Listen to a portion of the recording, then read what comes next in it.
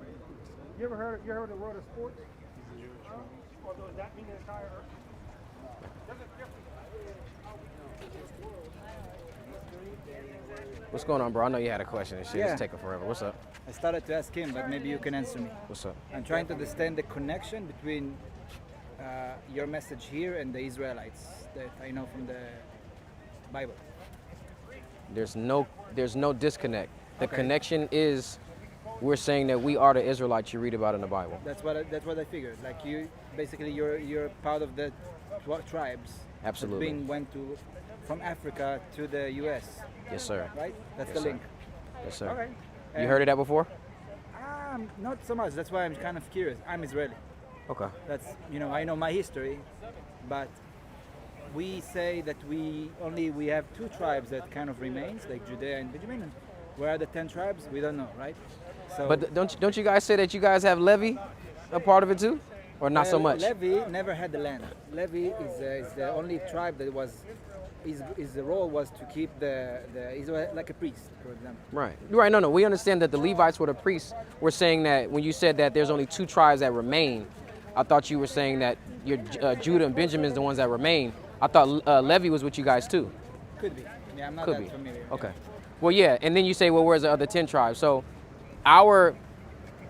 here's the thing. Right. Do the Israelis teach, or do they have any information biblically, right, where they draw the connection? Or do you guys just say, well, we've just been knowing this? Which connection are you referring to? To the people of the Bible, right? So the connections that we draw, we don't have a genealogical list going all the way back because of history, disenfranchisement, 2,000 or enslavement, 3,000 years. so many different things, right? So the most that we've ever heard from you guys is just, well, we have a list of names that just goes back to the people of the book. No, But that's when not we, true. well, this is why I'm asking the question. I'm like, if I have an Israeli in my face, I said, let me ask a question, because we're drawing a connection through biblical prophecy, right? Right. God explaining to the Israelites that certain things would happen to them, and they would be able to recall themselves and who they are in the latter days. Well, we never lost track of who we are. That's why I said that. That's the uniqueness about the Israelites or the Okay. Jewish people at the moment, because we came back now to the land of Israel. We've been in diaspora after 2,000 years. Before there was the temples, the two temples that we had. Right. So we had a very clear link between the past and the future. Now here's the thing. Yeah. This is where we would have objection, Okay, I would be interested to hear it. because returning to the land Right? was prophesied, right? Yes, It's prophecy. it is. So when the Jewish people of today went back to the land, what prophecy was that fulfilling? No, prophecy is an ongoing process. One of the things was, first of all, came back to the land. Okay, from all over the world came back to the Holy Land. The second thing is to build a temple, to build the third temple. Third temple. As I understand the Bible, we have also to make, I call it peace, but it's kind of to reunite again with Christianity and with Islam, because it's part of the big family of son of Abraham. As I understand, that's my interpretation. Right, I just right, kind of put it aside. and we don't agree with that. That's You wanna agree with because that concept is Christianity. What is Christianity? Jesus was Jewish, right? He was coming. He was a from- Jew, correct? So, saying Christianity is just a different branch that's. No, did you know that there's doctrine and there's theology that goes Well, with the so understanding, The Christianity layers are like that: Old Testament and then the New Testament, as they call it. as they call it, right? So the Old Testament and our Bible is pretty much similar. Right. For example, the Torah core of it, the Bible, the Holy Torah, it's the same. Right. Meaning that if we understand something in Hebrew Correct. and we interpret it to the Christians, they would say, all right, you guys know because Because this is what you guys follow. This is your book. yeah. Right. Torah, Tanakh, and then like you said, getting into what they will call the New Testament. What we're saying is that the idea that all of these Abrahamic nations Right. are then all going to come back together, we're saying that's Christian doctrine. That's not in the Bible. So what do you guys see as? So watch this. like I'm gonna show you America on something. Fire or something like that. You see like bad thing? Oh yeah, definitely. That's biblical prophecy about. Which Bible are we referring to? We're talking about the Hebrew Bible. Okay. Which So, book? in Revelation. Excuse me. No, see. listen. Hold on. Daniel. We can go in Daniel. We can go in Micah. We can go in Joel. So you But have long to before we distinguish- even get to Revelation. So what you guys need to understand is the distinguish between Daniel and other names that you refer, because Daniel is in our Bible, and Joel. Well, Joel is also in our Bible. Yeah. It's in Nevi'im. So everything that I just named, Daniel, Joel, you can go in Ezekiel, you can go in Jeremiah. These are all in the Tanakh. This is all in the Hebrew Bible. This is long before we even get to. We already had been past that because the temple has been destroyed. We got kicked out. So Yeah, but I'm gonna show you something, right? This is why when we have this conversation, right? Where's Shashan go? Shashan, come here real quick. So when we start talking about prophecy, right? Right. In Jeremiah, it speaks about the northern and the southern kingdom, right? Southern kingdom is Judah, Benjamin, Levi. Northern kingdom is the rest. Okay. Right? Get that in Jeremiah 3. It's the prophecy of the nation of Israel getting the land back, and that they were going to walk back into the land together. And then there's also one in Isaiah, right? About when the land is given back to the children of Israel, and they're going to walk out of this place of Babylon, right? But remember, when you say, "Oh, Daniel, we're already past that," in the prophecy of Jeremiah, the Babylon that they were going to walk out of, they were already past. They were already dealt with who is the situation with prophet that. was before Jeremiah and before Isaiah, that he will be the most important thing from my argument. Which is who? Yeshayahu. Let me find his name in English. Talking about Isaiah. That's Isaiah. Yeah. Yeah, Isaiah. I'm sorry. Yeah. So Isaiah, you want to show me Isaiah or Jeremiah? Listen, no, I'm gonna give you both. Okay. Watch it. Jeremiah 3, start at 16, 17. Go ahead. Book of Jeremiah chapter 3 verse 16, and it shall come to pass. This is prophecy. It shall come to pass. It's speaking about something in the future. Read. Let me Hold on. Let him get to it. In Hebrew. 3 and 17. Okay. You start at 16 and 17. 16. 16. All right. Got you. Go ahead. Yeah. Jeremiah 3 and 16, and it shall come to pass when ye be multiplied and increased in the land. In those days saith the Lord, they shall say no more, the ark of the covenant of the Lord, neither shall it come to mind, neither shall they remember it, neither shall they It's visit not mind. It's a heart. What does it say? Not the it's Mind, heart. Heart and your mind, same thing. not- Same thing. Yeah, It's not. no All right. difference. Yeah. It is. You said it is or no? It is. Yeah. Heart and mind is same thing. All the Jewish religion is about two things: the mind and the heart. The Judea in Israel. This is two things that comes together. But Okay. Go ahead. shall come to mind, neither shall they remember it, neither shall they visit it, neither shall they be done any more. Keep reading. At that time they shall call Jerusalem the throne of the Lord, and all nations shall be gathered unto it. The name of the Lord to Jerusalem. Neither shall they walk any more after the imagination of their evil heart. This is after the dispersion, and this is dealing with the return. They're no longer going to walk after their evil heart. Remember, the punishment was because Israel's heart was evil towards God. They had an evil mind. They went off to their wicked and vain imaginations. Everyone did after the imagination of their own hearts. that's not how we see it. Why did Israel get dispersed out of the land? According to God. We interpret it as a sinat chinam, meaning like we hate each other just for nothing. Right. Because the Torah is about what? Brotherly love. Right. You see what I'm saying? So if we're not executing brotherly love, this is what causes the anger of the Lord to come upon us, or come upon Israel. Let's keep it general. This is what causes the anger of the Lord to come upon Israel, and then they were then what? Sent into captivity. Spewed out of the land. Right? They went into Connect me to these days now.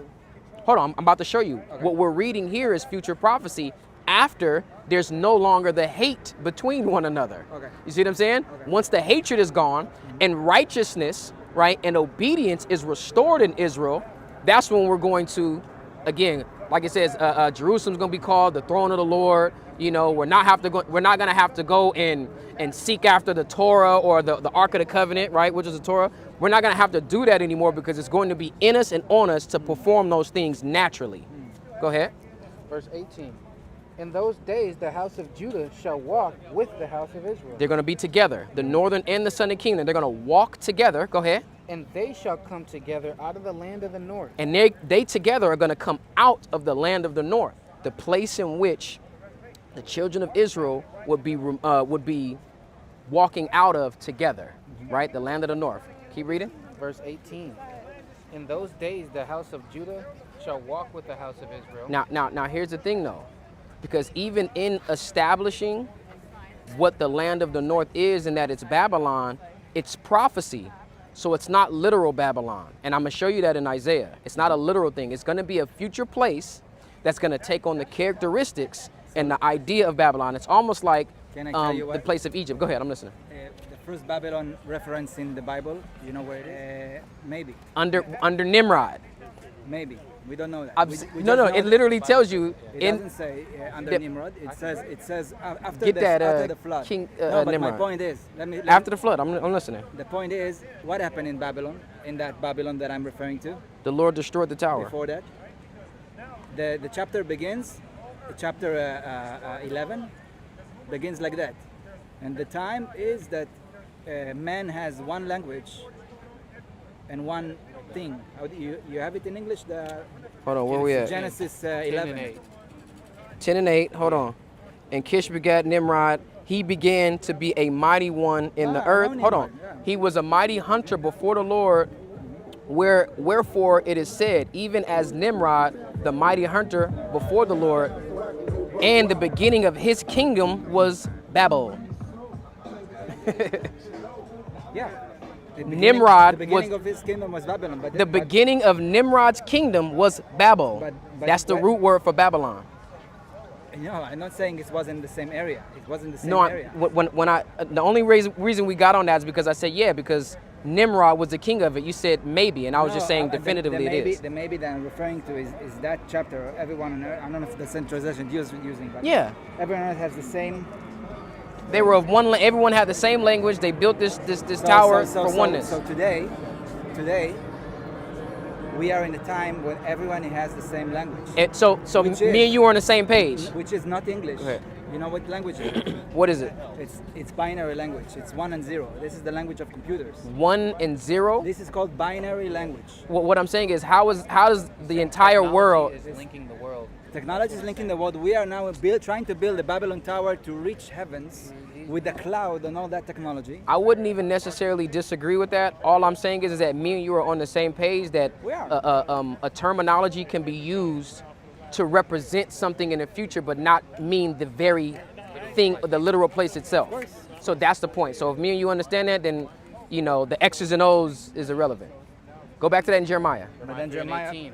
In those days, the house of Judah shall walk with the house of Israel. They're going to walk together. Go ahead. And they shall come out together out of the land of the north. They're going to come out of this place, this land of the north, read. To the land that I have given for an inheritance unto your fathers. And they're going to go back to the land that was an inheritance given unto the forefathers, Abraham, Isaac, and Jacob. Go ahead. But I said, how shall I put thee among the children and give thee a pleasant land, a goodly heritage of the host of nations? So again, we're recognizing that when the children of Israel return back to the land, in a future context, according to prophecy, northern and southern kingdom are going to walk together. Okay. So when I asked you the question about how does you guys' return, the people in the land now, how does that fit into prophecy, you said it's an ongoing thing. Right. But you're saying we didn't come from the north? Or You guys did not come from the land of the north, nor did you guys walk together with the children of the northern kingdom as well. Remember, they're gonna be removed out of the land of the north, and they're gonna walk out together and go back into the land that was promised as an inheritance. So I will just give you the reference of Jeremiah's book. It's all during the time of the destruction of the temple. Correct. But the Isaiah prophet, this is the prophet I hope you guys put more attention to. Isaiah 14. Please.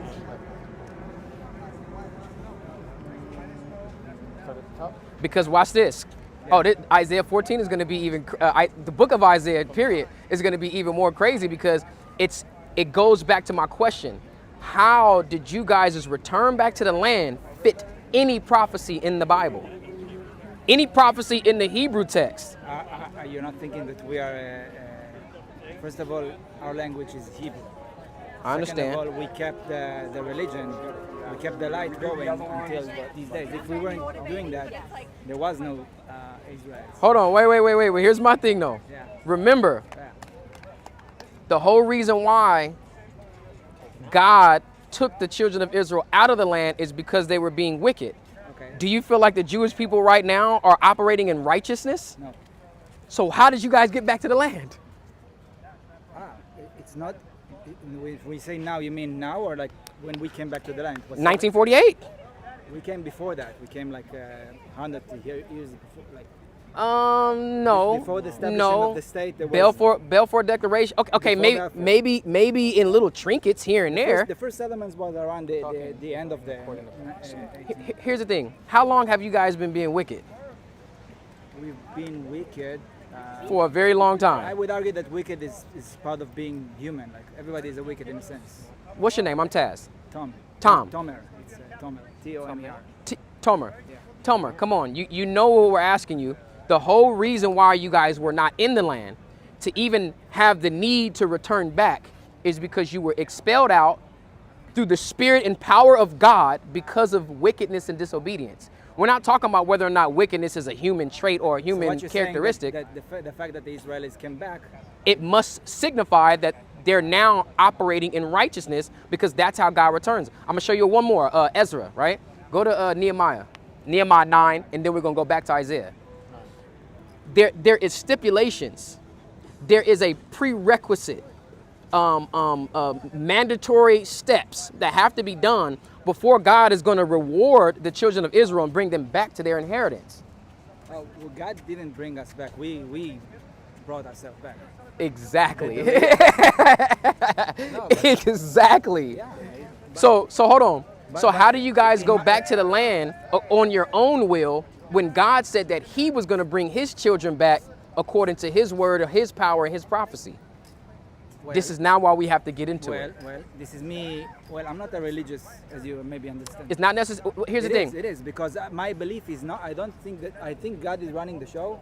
He's running the world. He's making this conversation between you and me. You said you don't believe God is running this? I believe. You But, do believe God is doing this. but God is not something that is kind of comes from outside and pull the strings about doing everything that we are doing things because we want to do it because we have God inside of us. So we left the land because we wanted to? No. Thank you. We didn't have the Holocaust because we wanted to.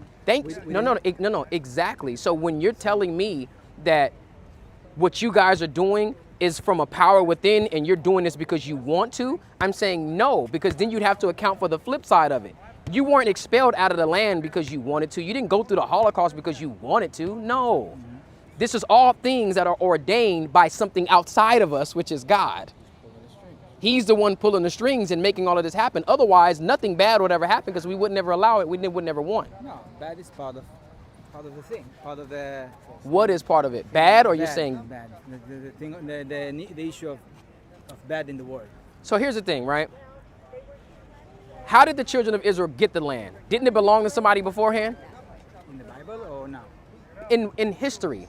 Because, like you said, you're not really too religious. So I don't want to try to make it super duper religious, even though the text is important. I know the history. So the history is, how did the children of Israel get the land? Well, the history starts like in the Bible. Let's just start from Egypt, right? Let's start from the Exodus, the exilic period. So you don't believe that you were even in Egypt? I just said slaves? Let's separate. And when I look at history, I look like 500 BC and up. Like before that, before like the times of the Egypt and all, there is no archaeological proof that you can show that there was a nation that comes from Egypt. Yes, it is. Archaeological. Yes, it is. There isn't. There is. Okay. It's a man by the name of Ahmath. You can go look up a man named Ahmath, right? Okay. And this is how the Egyptians tell the story, right? Hold on. The Ahmath was a man who we understand to be Moses, and he led the Shasu people out of the land of Egypt. It was a mass exodus that he led. Ahmath or Ahmath, a 19th dynasty pharaoh that reigned in about 1200 BCE circa, right? This be a chronology of the New Kingdom. So we have here a guy bearing a very similar name to Moses. He just has an Egyptian god attached to the front of his name. See him here depicted with braids. We see him here depicted with an afro. His mother is known to be Queen Takat. Among her titles are King's Daughter, which would make her the daughter of Merneptah or Ramses II, or possibly a granddaughter of Ramesses. There was no record or mention of him having a father.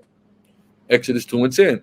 And the child grew, and she brought him unto Pharaoh's daughter, and he became her son, and she called his name Moses. And she said, because I drew him out of the water. Say it again? I said I'm going back to history. Okay. First temple, then second temple. No. I want you to understand something, that we're trying to establish a point when, in response to you saying, it's not God outside of us, it's something that is within us, and we're doing the things based off of our own will and according to what we want to do. Yeah. And I'm saying, if that's the case, then how did the children of Israel even establish the land? When you say history, let's talk about how the land is established as the land of Israel, as an inheritance going back to Abraham, Isaac, and Jacob. That is God. That's not you guys sitting here saying, oh, I just want to go take that land. No, that is God. When it comes to the Bible, that is God. No, I'm talking about in history. Let's talk about life. The last prophets, it's just I'm not counting, Jesus' time as prophecy, but before that, it was like before 3,000 years. So God is like kind of vanishing from the area. There is no prophets at the moment. You don't see prophets here. Let me just. No. But let's not get off topic.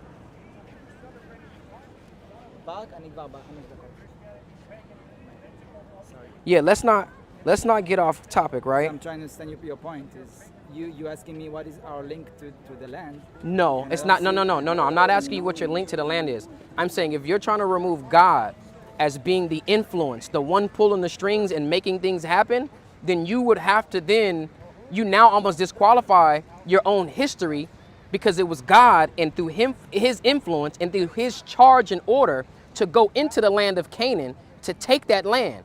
And that gave you the power to do so because Canaan outnumbered the children of Israel.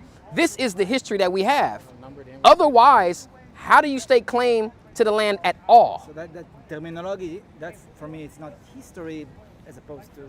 If it's not history, then how, and we want to remove the text, because we believe that the text is a historical record as well. Yeah.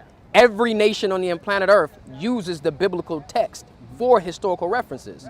People like the children of Ammon and Moab, they would never have no type of understanding that they even ever existed without the Bible, right? We say this is the most reliable text that has been utilized throughout the annals of time, and has historical references that you cannot find anywhere else, and that they utilize it to even uncover people like the children of Moab and the children of Ammon. Case in point, children of Moab, children of Ammon, when we understand their history and the dealings and the battles that the children of Israel had with them, there was times where God was with them and helped them win. And then there was times where God said, do not go and fight against them. You're going to lose because you've disobeyed me. I'm not going to back you and support you, and you're going to lose. The backing and supporting is what God had over the children of Israel when he sent them into the land of Canaan, so that they can establish what we now know today as the land of Israel. Without God, there is no land of Israel that you now stake claim to. No, you missed my point. They say there is no God. They said these days, at the moment now, God is still here, right? I mean, I would say God is ever present all the time. So we agree on that. Right? But so what did you mean when you were telling me, when you said, we're doing what we want to do, we're not? My point is, according to our prophecies, or maybe the way I interpreted it, is that God did his part in the beginning with all the miracles that happened in all the times, but now is the time, as I see it, where the God is no longer like, it's like a child. He took his hand off control of the world. Let's use a metaphor, okay? If the birth of Israel was a birth from from Egypt, mother, like we learn how to walk and fed from the sky like bread during the desert. Correct. Then we became teenagers, and we had, so now we are not kids anymore. Now we are. God is trusting us to find the goodness in our hearts, because He built His word in our image, and whatever we are doing now is still going to be His plan, but He's just not going to be here present to do it. That was my point. So where is He? Well, He's prophecy inside of us. Okay, and that's what I'm saying. I mean, ultimately we're saying the same thing, but this is why prophecy is important, because if he established with God being the ruler of the planet Earth and him orchestrating the existence of life according to how he sees fit, when he gives prophecy, he's not going to give prophecy just for it to not happen the way he said it's going to. We have to understand, once God is with us, we're using our mind to distinguish between prophecies, to read the context of the prophecy. Correct. To like we did with the Babylon idea, like to connect this link, and then we chose whatever is good for. And if I see like the coming back to the Abraham religions like comes together, and I can find it in Isaiah and even in Abraham time, the covenant chapter 15, like that's part of something that I feel good, because that's how I feel God is with us. Right, and that's what I'm saying. That's what I'm telling you, that you're buying into the theological ideas and doctrine of Christianity, and that's not in the Bible. It's loose. They pick and choose little parts to embellish on, but that's not rooted in the Bible. But we're not even talking about Christianity right now. We're talking about the Israelis' return back to the land. Mm-hmm. And you just told me right now, you said, yeah, God didn't do that. You said we did that on our own. And I'm saying exactly. Mm-hmm. This is where people like us find issue and problem. We find it problematic that you guys are claiming the land, or even claiming to be the people, and staking claim to a land when you're going back to the land and it's not even according to the prophecy in which God said his people will return back to the land. You're just saying we did it without God's permission or something like that. Because we are Israelis. I do believe that you did it by way of God's permission, but it's not solidifying or validating that you're God's people. It says that the Gentiles will occupy the land until the latter times. You see the Israelis are potentially not being the Israelis that it's not the Israelites in the Bible. Interesting. It's almost like you guys are goyim. But how we kept the tradition so far? No, but that's the thing. You guys just say that. You have to understand something.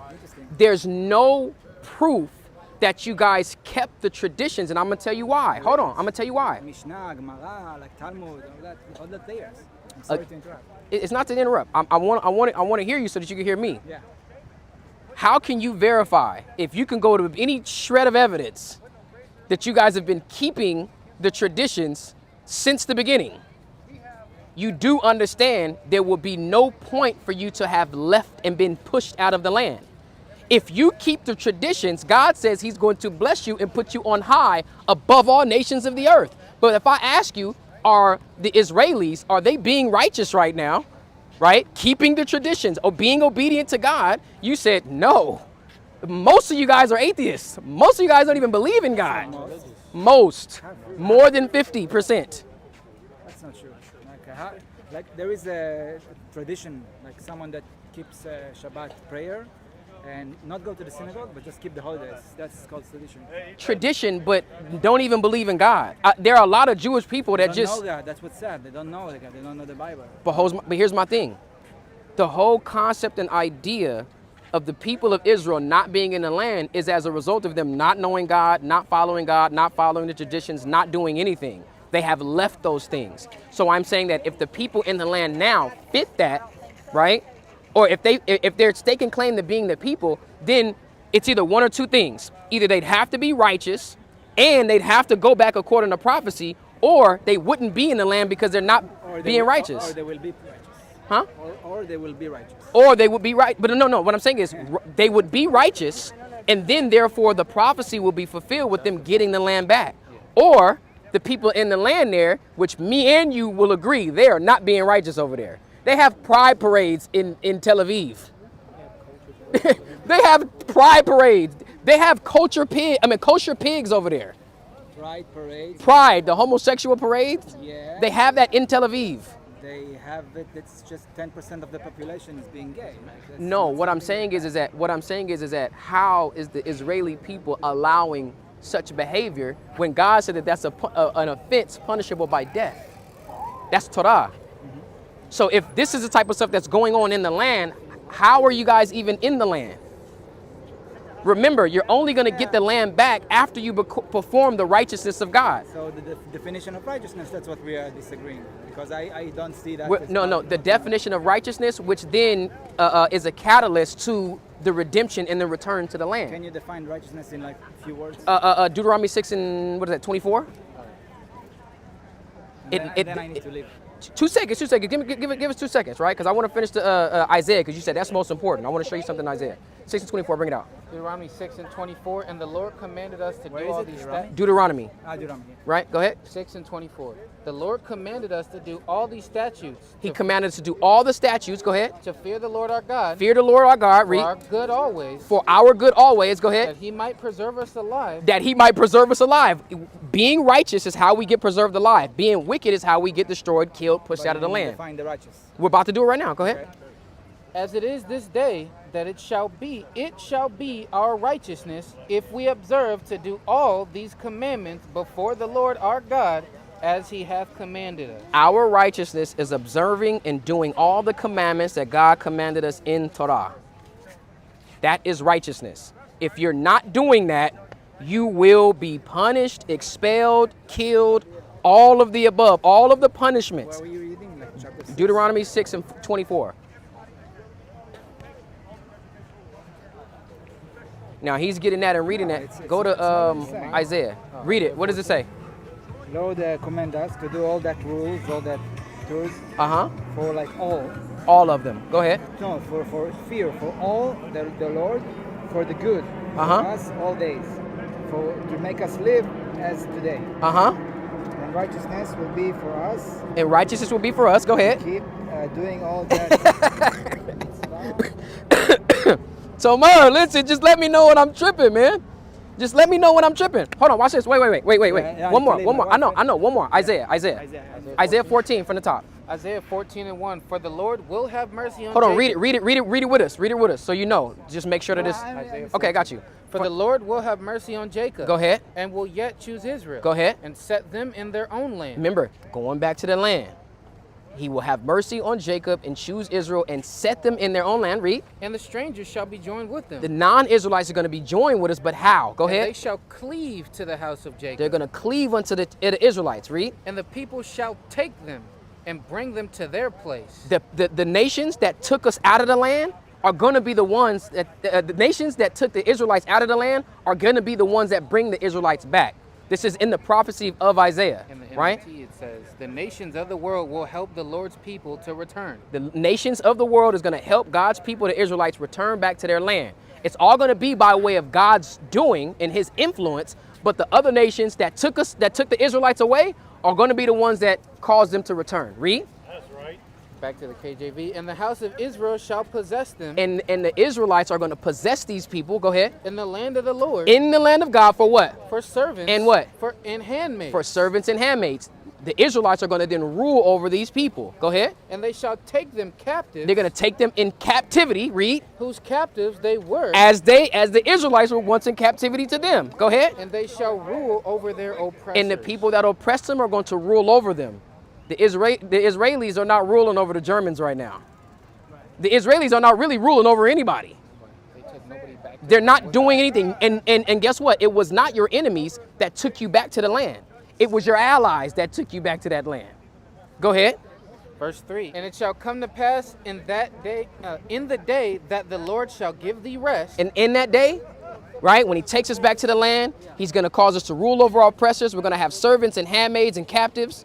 We're going to get rest for what? From thy sorrow. From our sorrows. Go ahead. From thy fear. And from the fear. Read. And from the hard bondage wherein thou was made to serve. In the places that they were caused to serve, they will be given rest from all of those different things. None of this happened when the Israelis went back to the land, which is why we say those are not the people of God that are fulfilling the prophecies that God gave.